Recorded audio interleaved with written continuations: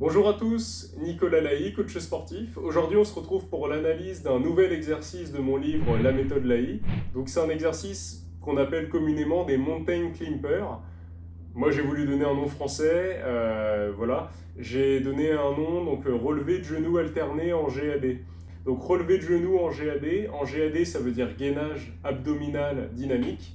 Donc, puisque c'est la position de départ qu'on va adopter et qu'on va décider de mettre du dynamisme en montant les genoux.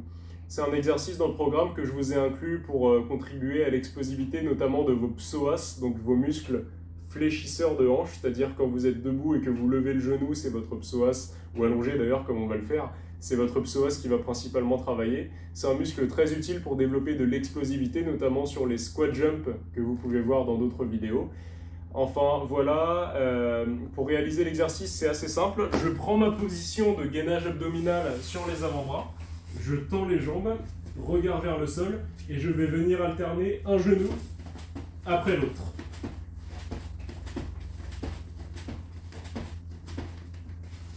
Donc là, je ne suis pas très bien échauffé pour vous montrer l'exercice. Normalement, on peut même le réaliser un petit peu plus vite, un petit peu plus de manière explosive en fait.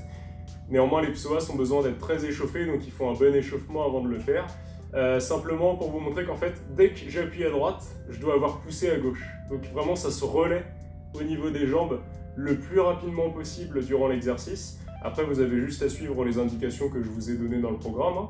Mais vous avez aussi la possibilité de le faire sur les mains si vous n'êtes pas à l'aise sur les avant-bras. Voilà, ça ne change absolument rien honnêtement. La seule consigne importante que je pourrais vous donner en fait, c'est de ne pas cambrer votre bas du dos pendant le mouvement. C'est-à-dire essayer de garder le bas du dos arrondi, il faut voir un dos droit, même durant les phases dynamiques, c'est l'intérêt du gainage dynamique. Voilà, je pense qu'on a à peu près fait le tour pour cette vidéo, et puis on se retrouve très prochainement pour un nouvel exercice.